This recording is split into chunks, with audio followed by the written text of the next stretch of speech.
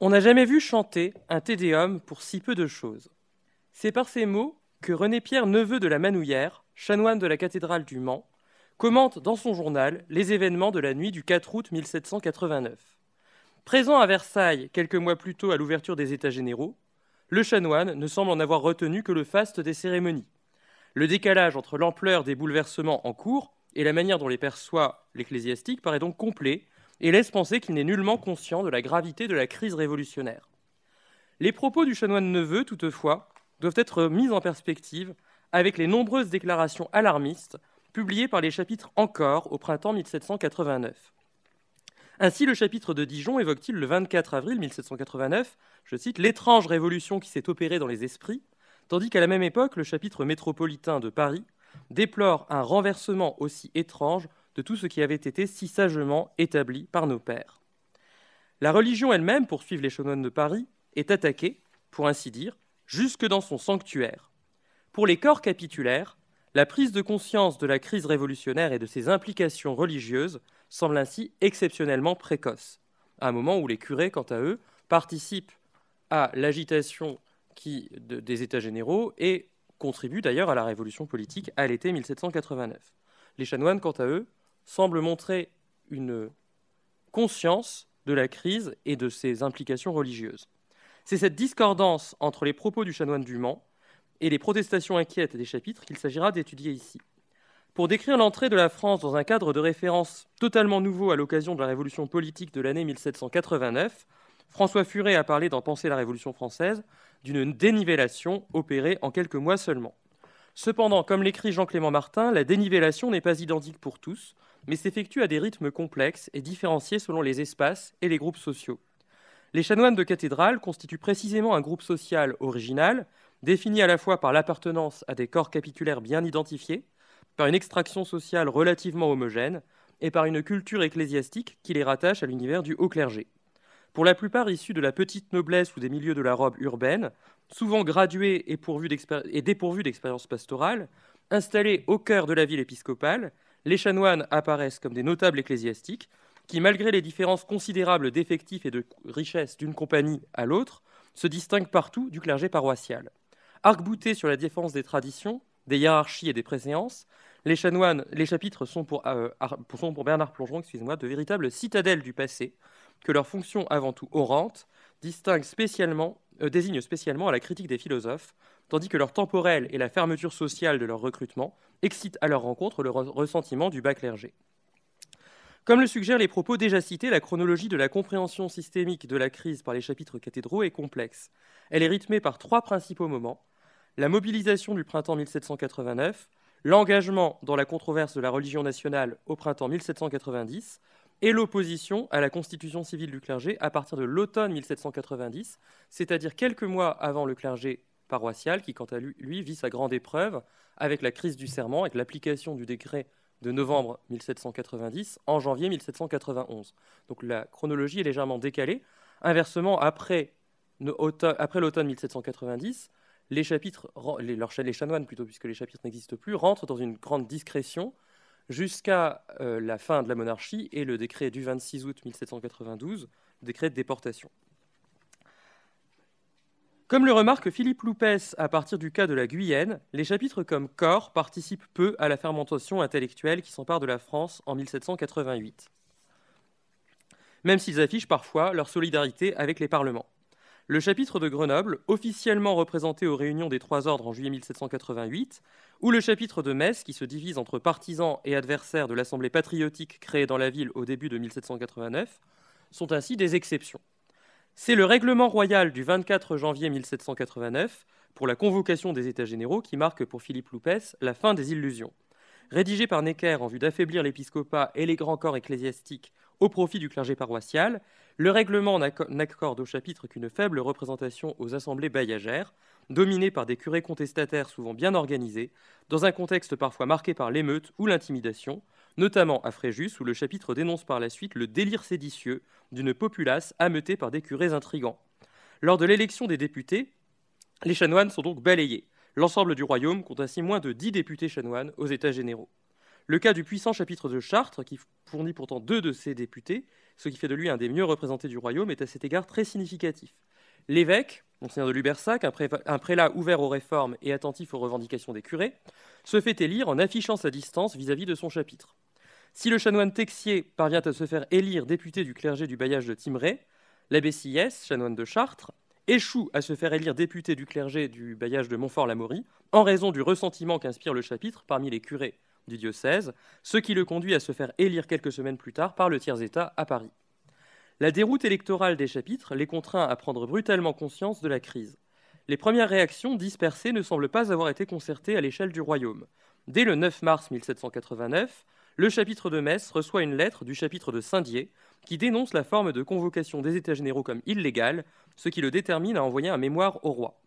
Le 18 mars, le chapitre de Bayeux élève lui aussi une protestation contre le règlement royal, lue un mois plus tard en assemblée capitulaire par les chanoines d'Angoulême, ce qui montre bien la circulation précoce de ces protestations. Elle donne lieu à une délibération qui affirme la solidarité entre les chapitres du royaume pour la conservation des droits essentiellement inhérents à leur constitution.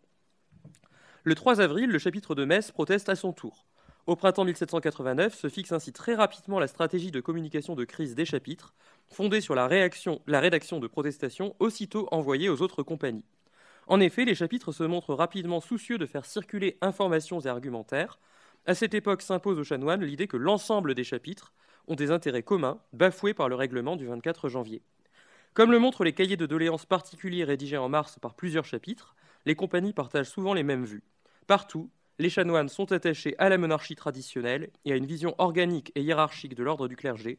Celui-ci ne peut être envisagé comme une simple collection d'individus, mais doit être considéré dans sa constitution hiérarchique établie de droit divin.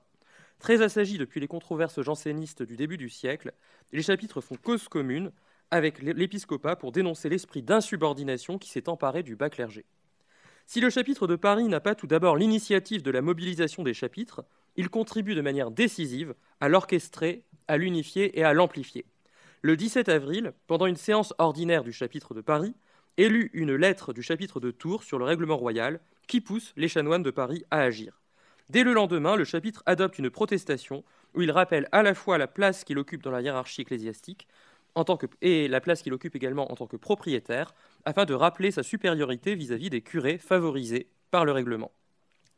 Le 24 avril, il décide de faire imprimer sa protestation afin de l'expédier au roi, aux ministres, à tous les évêques, à leurs chapitres, à diverses collégiales et aux chefs d'ordre. Notre-Dame de Paris devient dès lors le centre d'un vaste réseau de correspondance. 38 chapitres métropolitains et cathédraux et 8 chapitres collégiaux donnent ainsi procuration aux chapitres de Notre-Dame pour défendre leurs intérêts.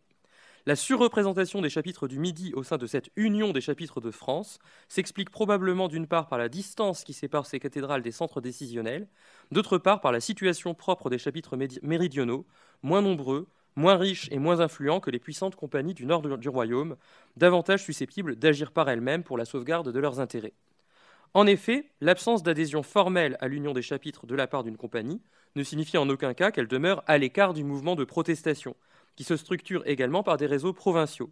Ainsi, le puissant chapitre de Metz reçoit les protestations de 26 cathédrales, notamment de Lorraine, de Bourgogne et de Franche-Comté, mais aussi du sud du royaume. La mobilisation s'effectue parfois dans le respect de la hiérarchie métropolitaine. Le chapitre de Beauvais adhère non à la protestation parisienne, mais à celle de Reims, sa métropole. L'adhésion à l'union des chapitres s'effectue parfois elle-même dans le respect des hiérarchies provinciales. Ainsi, le chapitre de Perpignan a renoncé à adhérer à la protestation de Paris, lorsque le chapitre de sa métropole l'a invité à se réunir aux autres chapitres comprovinciaux pour y adhérer en corps de province ecclésiastique. Trop tardive, la mobilisation capitulaire du printemps 1789 est vaine. La stratégie adoptée presque uniformément par les chapitres, respectueuse des hiérarchies civiles et religieuses établies, se révèle inefficace dans un contexte politique déjà profondément transformé par l'effondrement de la monarchie traditionnelle à l'automne 1788.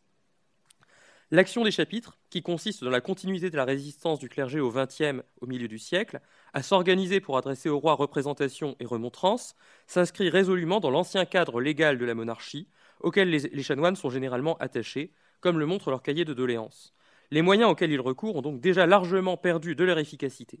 Impuissante à infléchir le cours des événements, la communication de crise des chapitres cathédraux réussit en revanche à mobiliser efficacement les corps capitulaires en diffusant des argumentaires qui pèsent par la suite sur leurs attitudes collectives face à la Révolution. Donc l'idée capitale qui se dégage de tous ces argumentaires est que l'Église gallicane a été établie dans les Gaules antérieurement à la monarchie française, qu'elle possède donc sa propre constitution que l'État se doit de reconnaître sans l'altérer, ce qui a évidemment des conséquences pour la suite. Après la mobilisation du printemps 1789, les chapitres rentrent dans le silence pendant plusieurs mois. En effet, à l'alarmisme des protestations capitulaires consécutives aux élections des députés aux États généraux, semble s'opposer la vie paisible que continuent à mener les chapitres au moment où s'accomplit la révolution politique, à l'été 1789. Malgré la méfiance de certains de leurs membres, les chapitres se prêtent alors aux cérémonies religieuses d'action de grâce qui accompagnent les débuts de la Révolution. La probable inquiétude de nombreux chanoines renforcée par les violences de la Grande Peur trouve peu d'expression collective. La prudence, la résignation et l'habitude d'obéissance aux lois semblent largement prévaloir. La mise à la disposition de la nation des biens du clergé elle-même suscite peu de réactions publiques de la part des chapitres, mais génère en revanche des échanges épistolaires entre les compagnies affiliées à l'Union des chapitres de France, ce qui permet de qualifier le choix du silence de choix délibéré. En effet, le 7 octobre 1789, le chapitre de Dole, après avoir essayé de rallier d'autres compagnies à un projet de protestation contre la suppression des dîmes, fait part au chapitre de Paris de son intention de s'opposer à tout projet tendant à dépouiller le clergé de ses propriétés. Donc, je cite, « Il faut que nous fassions tous nos efforts pour arrêter une déprédation qui est sacrilège, puisque ces biens sont consacrés au Seigneur pour l'entretien des temples, le service divin, la subsistance des ministres et des pauvres, et que leur envahissement entraînerait nécessairement la ruine de l'Église. Nous n'en sommes que les gardiens, nous les devons transmettre à nos successeurs. Ne pas faire en un mot tout ce qui dépendra de nous pour les conserver serait trahir la cause de Dieu, ce serait être prévaricateur. » Les moyens de communication envisagés par les chanoines de Dole n'ont pas changé depuis le printemps 1789. Le chapitre tente de mobiliser les autres cathédrales bretonnes pour leur faire parvenir leur étonnement, leurs cris, leurs plaintes, les gémissements des pauvres, leurs oppositions au roi même qui a été trompé à ses ministres, aux cours souveraines, aux États. Les chanoines de Léon et de Lodève pressent également le chapitre de Paris de prendre la tête d'un mouvement d'opposition au décret sur les biens du clergé. Les chapitres ne sont cependant pas unanimes à réclamer de nouvelles protestations. Les chanoines d'Aix et de Montpellier se demandent ainsi si une protestation est opportune et s'en remettent aux lumières des chanoines parisiens. Or, précisément, les chanoines de Paris hésitent à engager une nouvelle campagne de protestation. Ainsi recommande-t-il aux chanoines de Dijon de gémir dans le silence à la vue des maux inouïs qui affligent l'Église. Les raisons qui motivent ce choix du silence, alors même que les évêques commencent à s'exprimer avec sévérité sur les mesures déjà prises par l'Assemblée nationale, apparaissent en filigrane dans la correspondance passive du chapitre. Les protestations, écrit le chapitre de Saint-Dié, pourtant favorables à de solennelles réclamations, sont des armes bien faibles à opposer à un mal si pressant. Au printemps, les réclamations publiques des chapitres ont déjà fait la preuve de leur inefficacité. Une protestation dirigée contre une mesure déjà adoptée par la Constituante risque donc avant tout d'exciter inutilement l'hostilité des autorités et des patriotes. Le silence du chapitre de Paris semble avoir entraîné celui de la plupart des cathédrales, même s'il existe quelques exceptions. Ainsi, le chapitre d'Autun se croit-il obligé de protester publiquement pour ne pas laisser penser qu'il approuve son évêque Talleyrand, à l'origine de la motion de mise à la disposition de la nation des biens de l'Église, tandis que le chapitre de Metz envoie le 2 décembre 1789 un mémoire de réclamation à l'Assemblée qui lui vaut d'être accusé de crime de lèse-nation par les patriotes locaux. C'est à l'occasion de la controverse de la religion nationale au printemps 1790 que l'Union des chapitres sort du silence.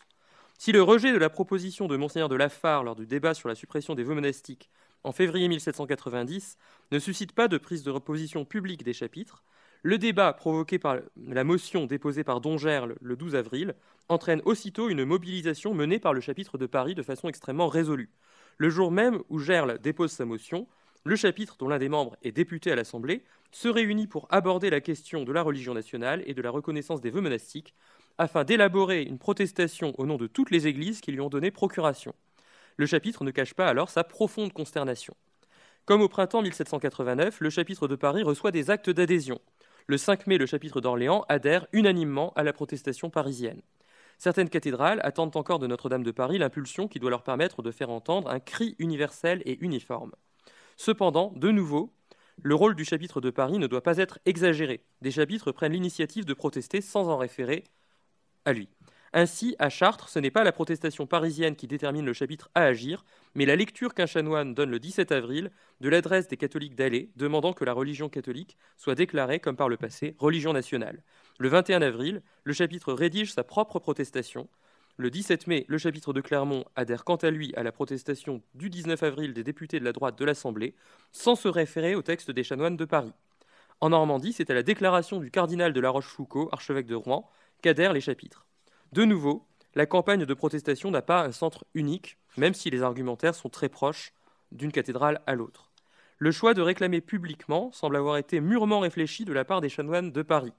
Tout d'abord, la question de la religion nationale présente, par rapport à celle de la nationalisation des biens d'église, l'avantage de ne pas avoir pour enjeu le temporel. En refusant sur ce point la politique de la constituante, le chapitre s'expose moins directement à être accusé de n'avoir en vue que la défense de sa situation matérielle. La cause de la religion catholique n'est pas seulement celle du clergé, comme le montre la déclaration adoptée par le côté droit de l'Assemblée ou les pétitions des catholiques du Midi. Largement isolés au printemps 1789, les chapitres servent cette fois de relais au sein d'un mouvement beaucoup plus vaste et contribuent à faire connaître au clergé paroissial dispersé la protestation de la droite, puisque certains chanoines se chargent de faire répandre dans les paroisses les protestations qu'ils ont imprimées. La décision de protester ne tient cependant pas seulement à la question du statut de la religion catholique, mais aussi aux craintes que suscitent parmi les chanoines les travaux du comité ecclésiastique de l'Assemblée. C'est ce que suggère fortement la protestation capitulaire de Chartres, de Paris, qui dénonce le projet de suppression de tous les titres de bénéfices autres que les archevêchés, évêchés et cures, et de salarier tous les ministres du service divin. Il s'agit, en appuyant la reconnaissance de la religion catholique comme religion nationale, de faire obstacle à la constitution civile du clergé alors en voie d'élaboration, ce qui est particulièrement net dans la protestation adoptée par le chapitre de Chartres. Le chapitre, sans doute bien informé par le chanoine député Texier du contenu du projet de décret, alarmé d'un projet annoncé de supprimer entièrement le clergé des églises cathédrales, déclare qu'il proteste d'avance contre une suppression contraire à la discipline générale de l'Église. La campagne de protestation du printemps 1790 recourt aux mêmes moyens que celle de l'année précédente, à savoir la correspondance entre compagnies qui se communiquent leurs argumentaires et la publication de délibérations capitulaires. Toutefois, elle s'en distingue par sa précocité. Alors qu'en 1789, les chanoines réclament contre le règlement royal alors que les élections ont déjà eu lieu, en 1790, le chapitre de Paris orchestre la riposte le jour même où s'ouvre le débat à l'Assemblée et s'efforce d'anticiper la discussion du projet de constitution civile du clergé. Les chapitres semblent ainsi tirer les leçons de leur échec de 1789. L'adaptation de leur stratégie ne leur permet cependant pas davantage d'obtenir gain de cause. Leur solidarité affirmée avec le côté droit de l'Assemblée les désigne à la vindicte des patriotes.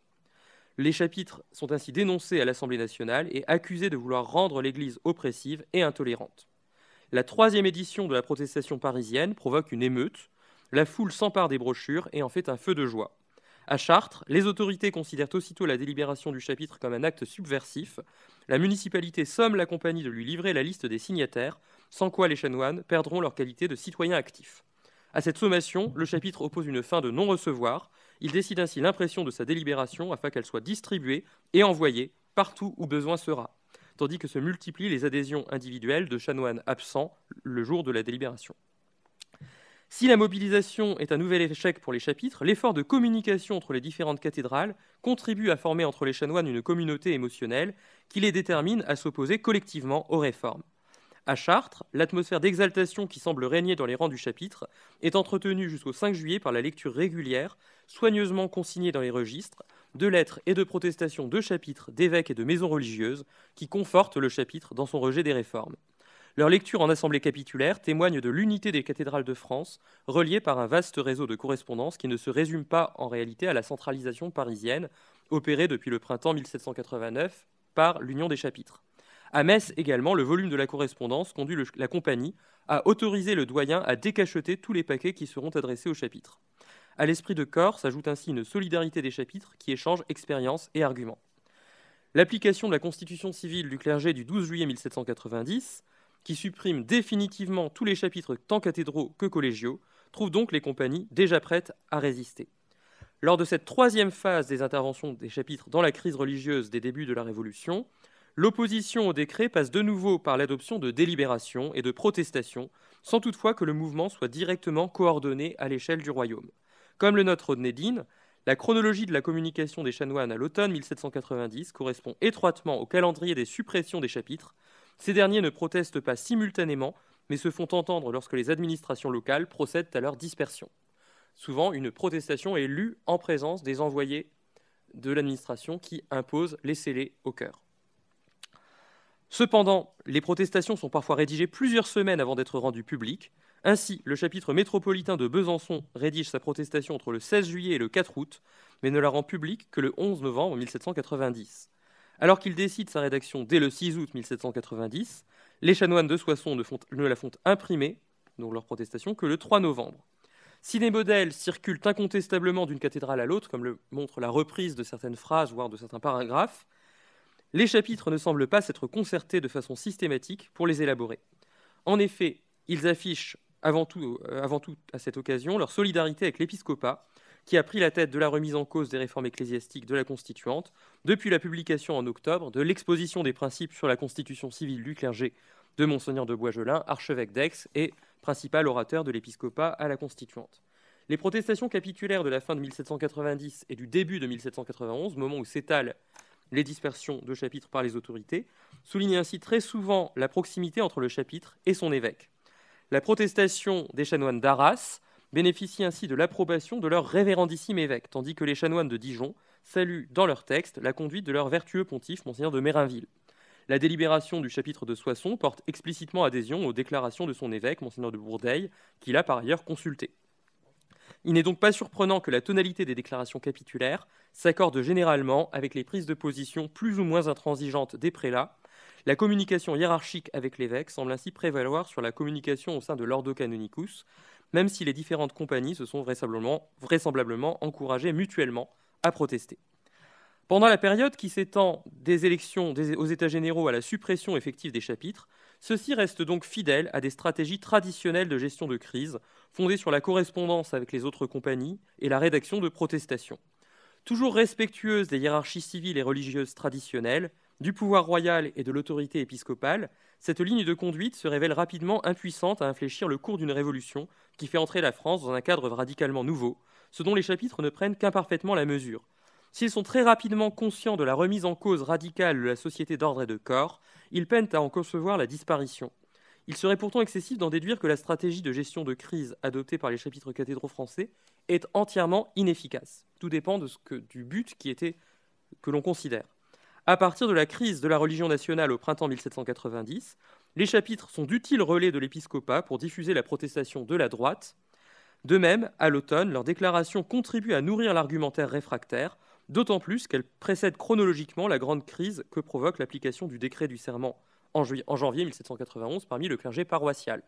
Donc, preuve de l'importance qui est accordée à ces déclarations capitulaires, Baruel, dans sa collection ecclésiastique de 1792-1793, qui réunit tous les monuments des controverses religieuses, reproduit toutes les protestations de chapitres qu'il trouve, comme contenant un argumentaire intéressant contre la constitution civile du clergé.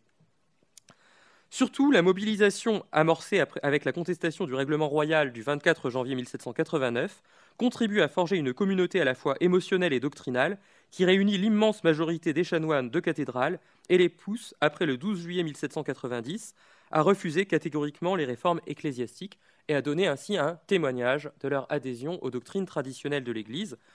Il est ainsi intéressant de noter que le chapitre de Paris, dans sa protestation, cite le célèbre verset évangélique « À quoi sert à l'homme de gagner le monde s'il en vient à perdre son âme ?» Donc l'idée est que les chapitres doivent de rendre un témoignage de leur foi et de leur adhésion à la constitution traditionnelle de l'Église. De ce point de vue, la communication de crise des chapitres a contribué à l'homogénéisation des prises de position, à un refus global des réformes, si bien que les chapitres qui prêtent par la suite, les chanoines qui prêtent par la suite le serment sont de très rares exceptions parmi une masse de chanoines qui se tiennent à l'écart et qui par la suite sont confrontés en 1792 aux lois de déportation ou de réclusion. Je vous remercie.